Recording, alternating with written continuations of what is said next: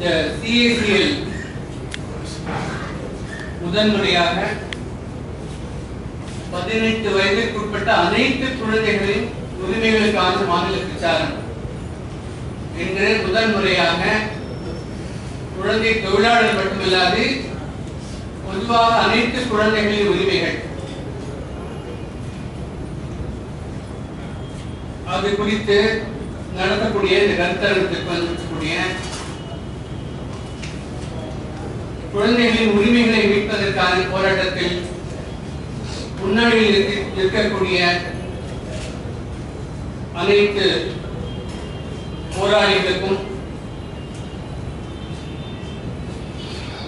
CACL நிர்வாகத்தை சேர்ந்தவர்களுக்கும் என்னுடைய UNICEF சார்பாக என்னுடைய பணிவான காலை வணக்கங்களை தெரிவித்துக் கொள்கிறேன். இதுக்கு மேல சுத்த தமிழ் பேச முடியாது.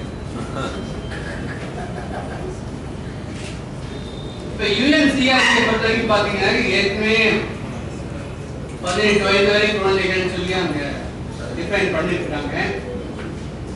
அப்ப இந்திய அரசியலமைப்பு சட்டத்தில் குழந்தைகள் என்ன டெஃபினிஷன் கிடையாது. 14 வயது வரைக்கும் அனைவருக்கும் கட்டாய கல்வி கொடுத்ததாக ஒரு டைரக்டர் பிரின்சிபல்ஸ் மட்டும்தான் போட்டிருந்தாங்க. கிட்டத்தட்ட 60 வருடங்களுக்கு பிறகு இப்பொழுதுதான் இந்த கல்வி என்பது அடிப்படை உரிமை என்ற சட்டம் குழந்தைகள் அது 14 வயது வரைக்கும் 6 இருந்து 14 வரைக்கும் 6 வயது கீழே இருக்கவங்களை பத்தி அந்த சட்டத்தில் சொல்லப்படுறது. இப்ப ஏற்கனவே சண்முகவேலன் சொன்ன மாதிரி புதியதாக ஒரு பில் ஒன்று ராஜ்யசபையில் இன்ட்ரோடியூஸ் பண்ணிருக்காங்க. அந்த பில்லில் என்ன சொல்லியிருக்காங்கன்னா ஏற்கனவே 14 வயதுக்கும் எல்லா குழந்தைகளும் கட்டாய கல்வி இலவச கல்வி கொடுக்கணும்னு சொல்லி சட்டம் வந்திருக்கு.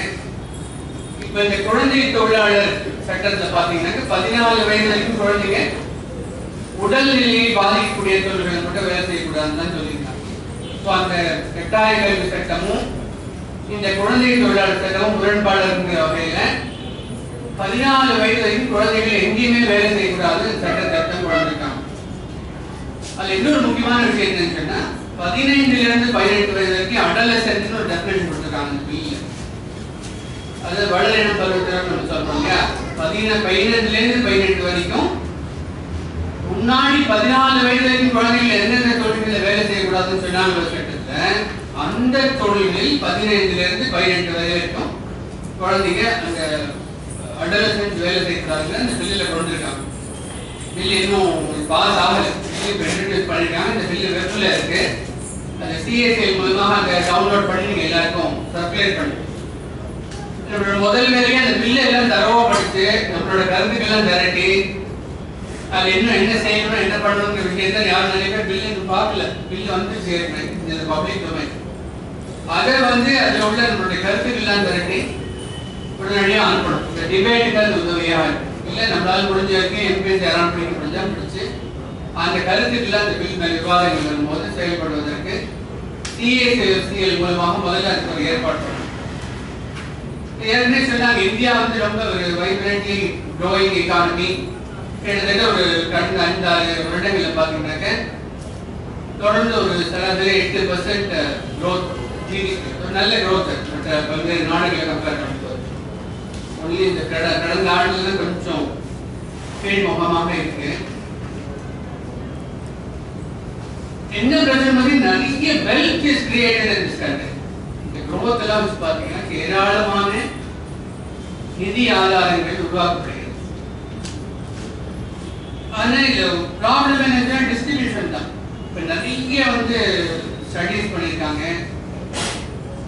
அதில் பார்த்தீங்கன்னாக்க இந்த வளர்ச்சி ஒரு புறம் இருந்தாலும் இன்னொரு புறம் இன்இக்வாலிட்டிஸ், அதாவது மேல் மட்டத்தில் இருக்கிறவங்களும் கீழ்மட்டத்தில் இருக்கக்கூடிய அந்த வித்தியாசம் என்பதும் வளர்ந்து கொண்டே இருக்கிறது. இந்தியாவில் மட்டும் இல்லை, உலகத்திலேயே பார்த்தீங்கன்னாக்க வளர்ச்சி நாட்டுலாம் இந்த இன்இக்வாலிட்டி இன்க்ரீஸ் ஆகிட்டே இருக்கு. சைல்ட் லேபர் 13,000 பேர் இருக்காங்களா, 15,000 பேர் இருக்காங்களா. இந்த நம்பர் ஒரு it is not static number, moving number. இப்ப நிறைய இந்த சைல்ட் லேபர் ட்ரெண்ட் ஒரே மாதிரி போறது. சில இடங்களில் குறையுது, மறுபடியும் ஏறுது, மறுபடியும் குறையுது. இதுக்கு முக்கிய காரணம் என்னச்சுன்னா, ஒரு சமூகத்துல குழந்தைகளோட அவங்க உரிமைகள் மறுக்கப்பட்டு அவங்க இந்த மாதிரி தொழில் உழைப்பிற்கு தள்ளப்படுகிறார்னா அது அந்த சமூகத்தில் இருக்கக்கூடிய சமூக பொருளாதார பின்னணியும் பொறுத்து.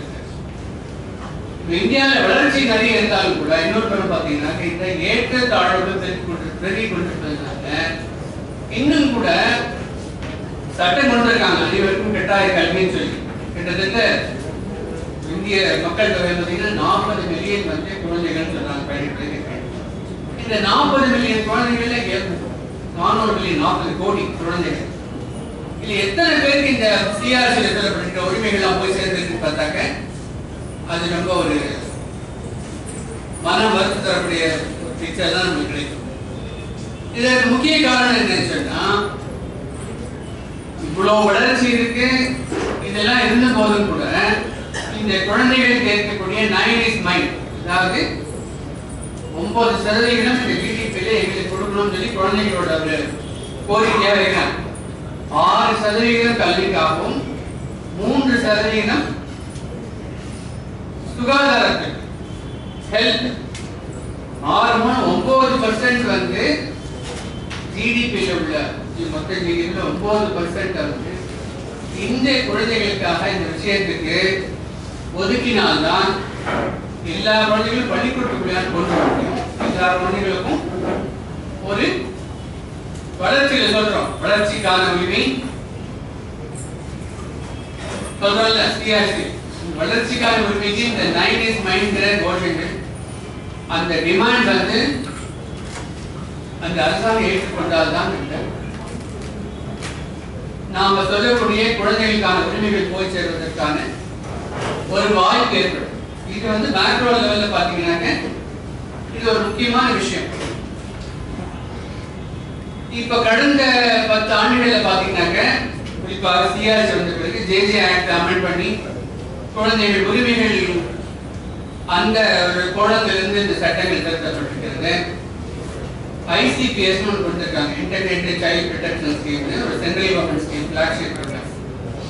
அதுல அனைத்து மாவட்டங்களிலும் பாத்தீங்கன்னா ஒரு மாவட்ட அளவிலான குழந்தைகள் பாதுகாப்பு கமிட்டிகள் அமைக்கப்பட வேண்டும். ஒரு டிஸ்ட்ரிக்ட் சைல்ட் ப்ரொடெக்ஷன் தமிழ்நாட்டில் முதல் மாவட்டத்தில் போட்டாங்க. இந்த ஒவ்வொரு மாவட்டத்திலையும் 10 பேர் அதுக்கு அப்பாயிண்ட் பண்ணிருக்காங்க. தவிர ஒரு டிஸ்ட்ரிக்ட் சைல்ட் ப்ரொடெக்ஷன் ஆபீசர் இருக்காங்க. ஸ்டேட் லெவலில் சொசைட்டி வந்து இந்த ஐசிபிஎஸ் ஸ்கீம் வந்து ஒரு புதிய திட்டம். இது முக்கியமான குழந்தைகளுடைய உரிமைகளை பாதுகாப்பதற்காக மீறும் பொழுது இவங்க என்ன செய்யணும்னு சொல்லியிருக்காங்க. அது தவிர இப்போ ஒவ்வொரு மாவட்டத்திலும் சைல்ட் வெல்ஃபேர் கமிட்டிஸ் போட்டிருக்காங்க, ஜேஜே போட்டிருக்கு. இப்போ எல்லா மாவட்டத்துக்கும் முன்னாடி கிடையாது, 4 மாவட்டம் சேர்ந்து ஒண்ணுதான் இருக்கும். இப்போ எங்கேயாம ஒரு திருநெல்வேலி ஒட்டி திருநெல்வேலியோ இல்லை இதுல சிவகங்கையிலோ அந்த ப்ராப்ளம் தான் அவங்க மதுரைக்கு வரும் ஜேஜே போட்டு. அந்த மாதிரி இல்லாம அந்தந்த மாவட்டத்திற்கு ஒரு ஜுவனல் ஜஸ்டிஸ் போர்டும் ஒரு சிடபிள்யூசி சைல்ட் வெல்ஃபேர் கமிட்டியும் போடப்பட்டிருக்கிறது. தெரியும் உங்களுக்கு, ஆர்டி 14 வயது வரைக்கும் அனைத்து குழந்தைகளுக்கும் கட்டாய இலவச கல்வி, தரமான கல்வி. அந்த பள்ளிக்கூடத்துல ஒரு சைல்ட் ஃப்ரெண்ட்லி அட்மாஸ்பியர் இருக்கணும். சைல்ட் ஃப்ரெண்ட்லி அட்மாஸ்பியருக்கு அவங்க சில வரையறைகள்லாம் கொடுத்துருக்காங்க, எவ்வளவு டீச்சருக்கு எவ்வளவு ஸ்டூடெண்ட் இருக்கணும், அந்த மாதிரி விஷயங்கள். இதெல்லாம் வந்து சட்ட அளவில் திட்ட அளவில் ஃபைன். அது ஒரு ஸ்கூல்ல வந்து எஸ்எம்சி ஸ்கூல் மேனேஜ்மெண்ட் கமிட்டி, அதுல பேரண்ட்ஸோட பிரதிநிதித்துவம் கிட்டத்தட்ட 50% அந்த கமிட்டியில பேரண்ட்ஸ் தான். அதுவும் வந்து நலிந்த பிரிவில் இருக்கக்கூடிய பேரண்ட்ஸுக்கு அதெல்லாம் பங்கு இருக்கு. இது போன்ற நிறைய புதிய திட்டங்களும் அமைப்புகளும் உருவாக்கப்பட்டிருக்கின்றன. ஆனா இந்த அமைப்புகள் எல்லாம் செயல்படணும்னு சொன்னாங்க அதுக்கு கீழே இருந்து சொசைட்டி லெவல்ல இருந்து ஒரு பிரஷர், ஒரு மூவ்மெண்ட் இல்லாம இந்த கமிட்டிகளை செயல்பட முடியாது. இந்த சட்டத்தையும் நடைமுறைக்கு கொண்டு வர முடியாது. அது முக்கியம். அங்கேதான் வந்து நம்ம என்ஜிஓ ரோல் இருக்குது, மிக மிக முக்கியமான விஷயம். நம்ம ஏற்கனவே சொல்லியிருக்கோம், சிஏசிஎல் கேம்பெயின்ல எல்லாம் பொதுவாக சொல்லப்பட்ட விஷயம் என்னன்னா, எல்லா அனைவருக்கும் கல்வி என்பதும் குழந்தை தொழிலாளர் தொகையை ஒழிப்பது என்பதும் ஒரு நாணயத்தினுடைய 2 பக்கங்கள். குழந்தை தொழிலாளர் தொகையை ஒழிக்கணும்னு சொன்னா கட்டாய கல்வி என்பது எல்லா குழந்தைகளுக்கும் கிடைக்கணும்னு சொல்லி இந்த ரொம்ப நாளா சொல்லிட்டு வந்து இந்த 14 வயது வரைக்கும் எல்லா குழந்தைகளுக்கும் இலவச கல்விங்கிற சட்டம் வந்திருக்கு. ஆனா இங்க என்ன நிலைமைன்னு பாத்தீங்கன்னாக்க இன்னும் கூட தமிழ்நாட்டில் ஓரளவுக்கு இந்த ஏற்கனவே உள்ள பல்வேறு திட்டங்கள் மூலமாக சத்துணவு, free uniform, free bus pass, அப்புறம் இது போன்ற பல்வேறு திட்டங்கள் மூலமாக குழந்தைகள் எல்லாம் பள்ளிக்கூடத்துக்கு கொண்டிருக்காங்க. பெரும்பகுதி பள்ளிக்கூடத்துக்கு போகாத குழந்தைகள் நகர்ப்புறங்களில் உள்ள ஸ்லம்ஸ்ல உள்ள குழந்தைங்க, அந்த கிராமப்புறங்களில் ரொம்ப ரிமோட் ஏரியா, அந்த inaccessible area, geographically inaccessible tribal ஏரியாஸ்ல இருந்து நிறைய குழந்தைகளை ஏன் பள்ளிக்கூடம் பண்ணீங்கன்னா அந்த பள்ளிக்கூடத்து டீச்சர்ஸே போகிறது, அதனால போக முடியாத நிலைமை. இப்ப குழந்தைகள் உரிமைகள் பேசும்போது we should also locate the actual problem. ஜெனரலா பேசுறத விட எங்க ப்ராப்ளம் அதிகமா இருக்கு என்னங்கிறது நம்ம கவனிக்கணும். அந்த அடிப்படையில் பாத்தீங்கன்னாக்க இன்னும் கூட நிறைய குழந்தைகள் பள்ளிக்கூடம் போக முடியாத நிலைமை எங்க இருக்கு பாத்தீங்கன்னாக்க இந்த ட்ரைபல் ஏரியாஸ், இன்னொன்னு நகர்ப்புறங்களில் உள்ள ஸ்லம்ஸ், அதுல வந்து அவுட் ஆஃப் ஸ்கூல் சில்ட்ரன்ஸ் வந்து நிறைய இருக்கு. இன்னொன்னு பாத்தீங்கன்னாக்க குழந்தைகளை நல்லா படிக்கணும்னு சொல்லி குறிப்பாக நலிந்த பிரிவில் இருக்கக்கூடிய குழந்தைகள் நல்லா படிக்கணும் அதற்கான திட்டம் சொல்லி குறிப்பாக எஸ்டி எஸ்டி ஓபிசி மாணவர்களுக்கான ஹாஸ்டல்ஸ் அவங்க வீட்டில இருந்து படிக்க முடியாத சூழ்நிலை. அந்த ஹாஸ்டல்ஸ்ல உள்ள நிலைமைகள் பாத்தீங்கன்னா ரொம்ப மோசமா இருக்கும். அந்த ஹாஸ்டல்ல அந்த குழந்தைகள் நன்றாக படிப்பதற்கான எந்த விதமான சூழலும் இல்லை. கட்டாய கல்வி சொன்னா இந்த விஷயங்களை பார்க்காம கட்டாய கல்வி நடைமுறைப்படுத்த முடியாது.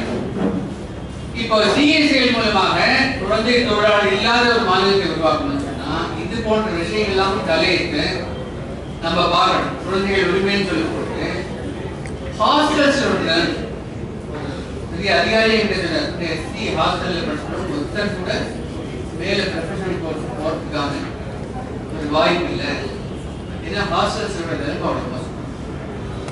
இப்போ அது போன்ற விஷயம். அடுத்தடுத்து பாத்தீங்கன்னா சில்ட்ரன் ஹோம்ஸ் இவ்வளவு வளர்ச்சின்னு சொல்லும். தமிழ்நாட்டில் பாத்தீங்கன்னா தமிழ்நாடு மட்டும் இல்லை இந்தியா முழுவதுமே இந்த சில்ட்ரன் ஹோமோட வளர்ச்சியும் அபரிமிதமா இருக்கு. இப்போ 1990 பாத்தீங்கன்னா தமிழ்நாட்டில் அவ்வளவு ஹோம் கிடையாது. இப்போ 2400 சில்ட்ரன் ஹோம் இருக்கு. என்ஜிஓ நடத்துறோம் அவுட் சைட் கவர்மெண்ட். வளர்ச்சி வர வர ஏன் இவ்வளவு குழந்தைங்க வெளியில் தள்ளப்படுறாங்க? ஏன் அவங்க குடும்பத்தோட வீட்டோட இருக்க முடியல? எந்த சூழலில் இந்த குழந்தைங்க வெளியே தள்ளப்படுறாங்க? அவங்களோட கல்வி, அவர்களோட கல்வி கேள்வி. இந்த ஜேஜே ஆக்ஷன்ல வந்து சில்ட்ரன் இன் கான்ஃப்ளிக்ட் வித் லா அவங்களை பிடிச்சி இந்த அப்சர்வேஷன் ஹோம்ல போடுறாங்க, ஸ்பெஷல் ஹோம்ல போடுறாங்க. அந்த ஹோம்ல போய் கேட்டு பாருங்க அந்த குழந்தைங்களை என்ன பண்றீங்க பேசிட்டு இருக்கோம். அதுக்கப்புறம் என்ன பண்ணுவீங்க? சும்மா இருக்கும். இப்ப அந்த குழந்தைகளுக்கும் கல்வி என்பது அடிப்படை உரிமை. அந்த மாதிரி குழந்தைகளுக்கும் கல்வி போய் சேரும். இப்ப இந்த மாதிரி கல்வி போய் சேராத கல்வி இன்னும் சட்டங்கள்லாம் வந்த பிறகும் கூட கல்வி எந்த குழந்தைகளுக்கு பிரச்சனையாக இருக்கிறது, கல்வி கற்பதற்கான வாய்ப்புகள் இல்லாத குழந்தைகள் யாருன்றதை நம்ம கண்டுபிடிக்கிறது. Last by population Tamil Nadu. எங்க சைல்ட் லேபர் எங்க வருதுன்னு பாத்தீங்கன்னாக்க குறிப்பா இப்ப இந்த சேலம் மாவட்டத்துல இந்த பருத்தி காட்டுல இந்த முக்கு போடணும்னு சொல்லுவாங்க, மேனுவல் பாலிடிக்ஸ் ப்ராடக்ட்ஸ். அதுல பாத்தீங்கன்னா இந்த ஏலகிரி, ஜவாதி ஹில்ஸ், அந்த கருமந்துறை, வள்ளிமலை இது போன்ற பகுதிகள் இருந்தால் நிறைய குழந்தைகளை போட்டுருக்காங்க. ஏன்னா அந்த குழந்தைகளுக்கு அந்த பள்ளிக்கூடம்லாம் இருக்கு, எல்லா இடத்துலயும் பள்ளிக்கூடம் போட்டிருக்காங்க. ஆனா பள்ளிக்கூடம் நடக்காது, டீச்சர்ஸ் போடுறது. இந்த பகுதிகளால பிரச்சனைக்குரிய நீங்க வந்து பொதுவா தமிழ்நாட்டுக்கு என்ன ஒரு திட்டம் வச்சிருக்கீங்களோ அதே திட்டத்தை அந்த பகுதிகளில் செயல்படுத்த முடியாது. அந்த மாதிரி ஏரியாஸ்லாம் ஸ்பெஷல் ப்ரோக்ராம். அதற்கான அட்வொகசி என்பது சிஎஸ்ஐல எந்த பகுதிகளில் இந்த மாதிரி பிரச்சனைகள் இருக்கு, இந்த பகுதிகளுக்கு அரசாங்கம் என்ன சிறப்பான முயற்சிகள் என்ன எடுக்கணும், எதை மாத்தினாக்க இந்த பிரச்சனையை மாற்ற முடியும்ங்கிறது இந்த கேம்பெயின்ல இருந்து we should go for very evidence based advocacy. அந்த ஜெனரலா சைல்ட் லேபர் பேசுறத எங்க குறிப்பாக பிரச்சனைகள் இருக்கு அப்படிங்கிற விஷயத்தை நம்ம பார்க்கணும். இன்னொன்று பாத்தீங்கன்னா இன்னைக்கு 15 இருந்து 18 வரை ஆபத்தான தொழில்களில் குழந்தைகள் வேலை செய்யக்கூடாது பில்லு கொண்டிருக்காங்க. தமிழ்நாடுல இருக்காரு நிறைய இந்த சுமங்கலி திட்டத்தை பத்தி பேசுறதுக்கு நிறைய வந்திருக்காங்க. அது பாத்தீங்கன்னா பெரும்பாலும் அந்த 15 வயதுல இருக்க குழந்தைகள் தான் நிறைய போறாங்க. அது மட்டுமே இல்லை, இந்த டெக்ஸ்டைல் மில்ஸ் தமிழ்நாட்டில் உள்ள சூழல் என்னன்னு பாத்தீங்கன்னாக்க 1வது 100 குழந்தைகளை சேர்த்தா ஒரு 30 குழந்தைங்க தான் +2 வரைக்கும் போறாங்க. இப்ப 70 குழந்தைகள் நடுவில் விலகிடுறாங்க. அந்த 30ல போறதுல கூட 18% குழந்தைகள் தான் வந்து ஹையர் ஸ்டடீஸ் போறாங்க. 100 பேர் +2 முடிச்சுட்டு வந்தாங்கன்னாக்க அதுல 18% குழந்தைகளுக்கு தான் மேல் படிப்பு போவதற்கான வாய்ப்புகள் இருக்குது. 100 குழந்தைகள் போனதுனால போறதுக்கு இடம் கிடையாது. இப்ப இந்த குழந்தைகளுக்கு வேறு ஏதோ ஒரு தொழில் திறனை வளர்ப்பதற்கான வாய்ப்பு ரொம்ப கம்மி. இருக்கக்கூடிய இண்டஸ்ட்ரியல் ட்ரைனிங் இன்ஸ்டிடியூட்லாம் எடுத்து பாருங்க, பாலிடெக்னிக்லாம் எடுத்து பாருங்க. இதுல வரக்கூடிய குழந்தைகளுக்கும் அங்க இருக்கக்கூடிய இன்ஸ்டிடியூஷனுக்கும் மேட்சே கிடையாது. இப்ப இது பெரும்பாலான இந்த குழந்தைகள் என்ன வராதுன்னாங்க 8 வரைக்கும் படிக்க வைக்கிறாங்க, 9 வரைக்கும் படிக்க வைக்கிறாங்க. ஒரு ஃபெயில் ஆச்சுன்னா நிறுத்திடுவோம். அப்ப இந்த குழந்தைகள் இந்த மாதிரி சுமங்கலி திட்டத்திற்கும் அந்த மாதிரி மோசமான அங்காடி படம் எடுத்தால பாருங்க, இந்த கடைகள் எல்லாம் இப்ப நிறைய பெரிய இருக்கு. எல்லாம் பாத்தீங்கன்னா இந்த வளரின பருவத்தினர் தான் வேலை. அவங்களுக்கு வேற எந்த விதமான ஸ்கில்ஸும் கொடுப்பதற்கான ஏற்பாடுகள் இல்லை. These are the issues that we should point out. இவங்களுக்கு ஒரு பக்கம் பாத்தீங்கன்னாக்க நிறைய புதிய தொழில்கள் புதிய துறைகள் வருது, அதற்கான ஸ்கில்ஸ் டிமாண்ட் நிறைய இருக்கு. ஆனா இன்னொரு பக்கம் அந்த ஸ்கில்ஸை வந்து இந்த குழந்தைகள் மத்தியில் உருவாக்குவதற்கான வாய்ப்புகளும் வசதிகளும் ஏற்பாடுகளும் மிக குறைவாக. கவர்மெண்ட் வந்து இந்த மாதிரி விஷயங்கள்லாம் இன்வெஸ்டே பண்ணாம 18 வயது வரைக்கும் ஆபத்தான தொழில்களில் வேலை செய்யாது சட்டம் மட்டும் கொண்டு வந்தா அது நம்மளுக்கு தெரியும். குழந்தை தொழிலாளர் சட்டம் 1986 வந்தது. 86 வந்ததுலேருந்து எவ்வளவு போராட்டம் அந்த சட்டத்தை நடைமுறைப்படுத்துவதற்கு. சட்டம் வந்த பிறகு கூட பாத்தீங்கன்னா இன்னைக்கும் நிறைய குழந்தைகள் வேலை செய்யக்கூடிய நிலைமை. அதனால ஒரு சட்டம் போட்டா மட்டும் is not a legislative issue, it's a socio-economic issue. இப்போ பிரச்சனை என்னன்னா இவர்களுக்கு ஒரு நல்ல வேலைக்கு செல்வதற்கான ஒரு தொழில் திறமை ஸ்கில்ஸ் எதுவும் இந்த ஸ்கில் டெவலப்மெண்ட்ங்கிறது ஒரு பெரிய கேள்விக்குறியா இருக்கு. இப்போ அதே தான் ப்ராப்ளம். இந்த ஒரு 4-5 மாவட்டங்களில் சேலம், நாமக்கல், தருமபுரி, கிருஷ்ணகிரிலாம் பார்த்தீங்கன்னாக்க 15 வயசாச்சு இந்த பிள்ளைங்களுக்கு கல்யாணம் பண்றாங்க. Child marriage is a violation of child rights. ஏன் பண்றாங்க? ஒண்ணு இந்த பள்ளிக்கூடத்துக்கு காமிச்சா அவங்க யாராவது எடுத்து ஓடி போடுவாங்க வந்து பையன். அது நிறைய நடக்குது. சேலம் மாவட்டம்லாம் பார்த்தீங்கன்னா ஒரு 500-600 கேஸ் வந்து இந்த எலோபிங் கேஸ் ஃபைல் பண்ணிருக்காங்க. இப்போதான் பெரிய தகராறு லெவல் நடக்குது. ஜாதி பிரச்சனையா மாநில அந்த பள்ளிக்கூடங்கள்ல பாத்தீங்கன்னாக்க வெறும் அந்த பாட புத்தகம் அந்த சிலபஸ் அதற்கு மீறி அந்த குழந்தைகளுடைய வாழ்க்கையை எப்படி அணுகுவது, லைஃப் ஸ்கில்ஸ் எஜுகேஷன், வாழ்க்கையில பிரச்சனைகளை எப்படி சமாளிப்பது, எப்படி முடிவெடுப்பது, அந்த யூனிஸ்கோல ஒரு 10 லைஃப் ஸ்கில்ஸ் போட்டிருக்காங்க. இது சம்பந்தமாக அந்த குழந்தைகளுக்கு சொல்வதற்கு யாருமே கிடையாது. பள்ளிக்கூடத்துல அதற்கான வாய்ப்புகள் கிடையாது. வீட்டுல போய் அதெல்லாம் பேசவும் முடியாது. வீட்டுல அதை சொல்லவும் மாட்டாங்க. இதெல்லாம் எதுவுமே இல்லாம அந்த குழந்தைகள் வந்து அவங்க எது நினைக்கிறாங்களோ அது செய்யறதுக்கு ஒரு நிலைமை தான் இருக்கு. அப்படி வரும்போது தான் அந்த ஹை ஸ்கூல் பிளஸ் ஸ்கூல்ல போனா கூட குழந்தைகளுக்கு பல்வேறு பிரச்சனைகள் அந்த பிரச்சனைகளை தீர்ப்பதற்கான இந்த விதமான ஒரு வழிமுறைகள் இல்லை. லைஃப் ஸ்கில்ஸ் எஜுகேஷன் என்பது அட்லீஸ்ட் இந்த ஹை ஸ்கூல் லெவல்ல இல்லாம கண்டிப்பாக வந்து குழந்தைகளுக்கு கொண்டு வரப்பட வேண்டும். தொழில் தெரிஞ்சது லைவ்லிஹுட் ஸ்கில்ஸ், லைஃப் ஸ்கில்ங்கிறது வாழ்க்கை திறன். இந்த வாழ்க்கை திறனுக்கான எந்த விதமான இது அப்படிலாம் இல்லாத பொழுது இந்த குழந்தைகள் 8-9 படிச்சுட்டு வெளியில வந்து அவங்களுக்கு வேற வழி கிடையாது, ஸ்கில்லும் கிடையாது. அப்போ நம்ம எப்பெல்லாம் டெக்ஸ்டைல் ரொம்ப நல்ல மனசோட ஏஜென்ட்லாம் கிராமமா அனுப்பி அவங்களுக்கு இல்லாத ப்ராமிஸ்லாம் பண்ணி இந்த குழந்தைகளை போய் சொல்லி கூட்டிட்டு போயிடும். அந்த குழந்தைகளுக்கு எப்படி அதை புரிந்து கொள்வதற்கான ஆற்றல் இல்லை. அந்த ஆற்றல் எங்கே கற்றுக் கொடுக்கணும்னு பள்ளிக்கூடங்கள்ல தான். வெறும் பாடம் அது மட்டும் இல்லாம பிரைவேட் ஸ்கூல்லும் அப்படிதான் ஆயிடுச்சு. எல்லா ஸ்கூலையும் பாத்தீங்கன்னாக்க மார்க் படி படிப்பதோட உலர்ச்சி வேற 2 வருஷம் இல்லாத மாதிரி நிலைமை. அப்போ அந்த விஷயங்களையும் வந்து கொண்டு வந்தாதான் உண்மையிலேயே இந்த வளரின பருவத்தில் கூட குழந்தை தொழிலாளர்களாக ரொம்ப மோசமான தொழில போய் சேராமல் இருப்பதற்கு என்ன செய்ய வேண்டும்? நான் வந்து பிரிவென்ஷன்ங்கிற ஆங்கிள் பேசுறேன். வந்த பிறகு சட்டம் இருக்கு, பார்க்கிறோம், எல்லாம் பண்றோம்.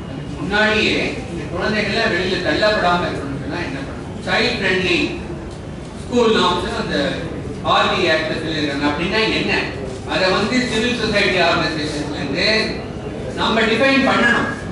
சைல்ட் ஃப்ரெண்ட்லி ஒரு ஸ்கூல் சைல்ட் ஃப்ரெண்ட்லினா என்னவா இருக்கணும், அங்க என்னெல்லாம் இருக்கணும் அப்படி நம்ம யாரும் யோசிச்சிருக்கோமா? நம்ம யாரும் அரசாங்கத்துக்கு சொல்லியிருக்கோமா? நம்ம we have to discuss about all these issues. நம்ம சொல்லி இதை நடைமுறைப்படுத்துவதற்கு என்ன செய்யணுங்கிற விஷயத்தை நம்ம சொல்லணும். அது மாதிரி லைஃப் ஸ்கில்ஸ் எஜுகேஷன், இந்த விஷயங்கள் எல்லாம் இந்த கேம்பெயின்ங்கிறது we should take into account all this the bottlenecks ன்னு சொல்லுவாங்க. இந்த குழந்தைகள் உரிமைகளை அடைவதற்கு என்னென்ன விஷயங்கள் தடையாக இருக்கிறது அப்படிங்கிறத பத்தி நம்மளுக்கு ஒரு நல்ல புரிதல் வரணும்.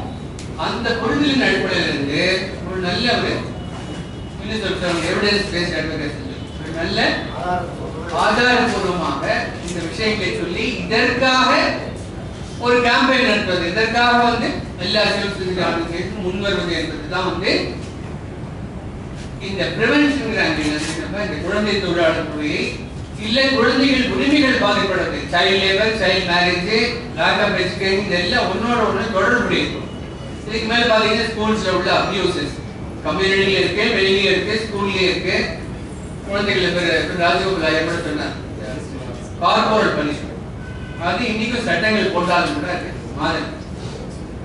அது அங்க மட்டும் இல்ல, கார்போரல் பனிஷ்மெண்ட் ஸ்கூல்ஸ்ல மட்டும் இல்ல, வீட்ல கொஞ்சம் தருமபுரி மாவட்டத்துல 8 பிளாக் தான் இருக்கு. தமிழ்நாட்டிலே சின்ன மாவட்டம், ஆனா டாஸ்மாக் சேல்ஸ்ல தருமபுரி நம்பர் 1, ரேங்கிங் நம்பர் 1. அப்ப alcohol related violence at home, ஏன் இவ்வளவு குழந்தைங்க தெரு குழந்தைகளா ஓடி வராங்க? எவ்வளவு broken families இப்ப பெருகிட்டு இருக்கு. அதாவது ஜாயிண்ட் ஃபேமிலி உடனே நியூக்ளியர் ஃபேமிலி ஆச்சு. இந்த நியூக்ளியர் ஃபேமிலி அடுத்த ட்ரெண்ட் என்னன்னா பல்வேறு கிராமங்கள், பல்வேறு இடங்கள் broken family. அப்பா விட்டு போயிடுவாரு, சில இடங்களில் அம்மா விட்டு போயிடுவாங்க. அன்னைக்கு ஒரு சீரபிலிசி ஒரு எஸ்ஓபிக்காக ஒரு மீட்டிங் வச்சிருந்தோம், சீரபிலிசி மெம்பர்ஸ்லாம் வந்துட்டாங்க. அதுல ஒரு சீரபிலிசி மெம்பர் என்ன சொன்னாங்க, அந்த குழந்தை அவங்க அம்மா கூட தான் போகணும்னு அழுவலாம், ஆனா அந்த அவங்க இவங்க கூட ரிசீவ் கூட இருந்தாங்க மீட்டிங். அந்த அம்மா அந்த குழந்தையை கூட்டு போக மாட்டேங்கிறாங்க, ஏன்னா அவங்களுக்கு வேற ஒருத்தரோட போகணுங்கிறதுனால அந்த குழந்தையை கூட்டு போக மாட்டேங்கிறாங்க. அந்த குழந்தை அம்மாவோட போகிறேன்னு அழுவுது. அப்படி இருக்கும்போது அந்த குழந்தைய நாங்க என்ன பண்ணணும்னு சொல்லி சீரபிலிசின்னு கேட்டாங்க. அது மாதிரி இப்ப இந்த broken families ட்ரெண்ட் அதிகமாயிடுச்சு. ஏன்னா உங்களுக்கு தெரியும், பொதுவாக இப்போ இந்த டைவர்ஸ் கேஸ் வழக்குகள் it is increasing by leaps and bounds in many states including Tamil Nadu. இப்ப அந்த மாதிரி சமயத்துல பாதிக்கப்படக்கூடியது யாருன்னு பாத்தீங்கன்னா குழந்தைங்க. கேரளால நிறைய இப்ப கல்விப்படுறாங்க பேரண்ட்ஸ், அந்த குழந்தைகளை தனியா விட்டுறாங்க, யாரும் சொந்தக்காரங்க விட்டு சொல்லிட்டு போறாங்க. அந்த குழந்தைங்களுக்கு அத்தனை பிரச்சனை, அபியூஸ், கேரளால சைல்ட் அபியூஸ், செக்ஷுவல் அபியூஸ் அதிகமாவதற்கு ஒரு பெரிய காரணமா இருக்கு. ஒரு பையன் உங்க அப்பா எப்படி இருப்பாருன்னு கேட்டா ஏடிஎம் மிஷினை காணும், ஏன்னா வேணுங்கிற போது அந்த கார்டை போட்டு அவங்க அப்பா அங்க பணம் போட்டுடுவாரு, இவர் போய் பணம் எடுத்துப்பாரு. தகப்பனுடைய முகமே ஏடிஎம் மிஷினை தான் பாக்குறான் அந்த குழந்தை. அந்த மாதிரி இருக்கும்போது அன்பு, ஆதரவு ரொம்ப நல்ல விஷயங்களை சொன்னார் ராஜகோபால் முன்னாடி சொல்லும் பொழுது. அந்த ஒரு ஃபேமிலி இது இருக்குல்ல, ஒரு பாண்டு, ஒரு அன்பு, அதுங்கிறது ரொம்ப குறைஞ்சு போகிறது. அதனால இன்னைக்கு தமிழ்நாட்டில் 2400 சில்ட்ரன் ஹோம்ஸ் இருக்கு. ஏன் இவ்வளவு ஹோம்ஸ் அவங்க எல்லாம் அனாதை குழந்தைகள் இல்லை.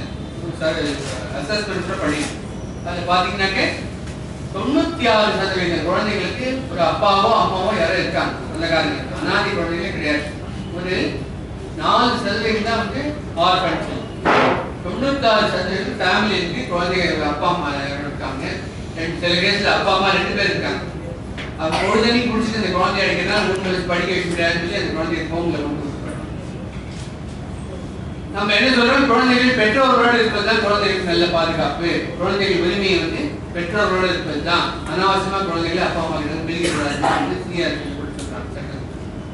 அதாவது நிலைமை என்னவா இருக்குன்னா இது போன்று குடும்ப சூழல் உருவாகும். இந்த மாதிரி விஷயங்களை கூட நம்ம எப்படி கையாளுறது, இந்த விஷயங்களை எப்படி மாற்றங்களை கொண்டு வர முடியுங்கிறது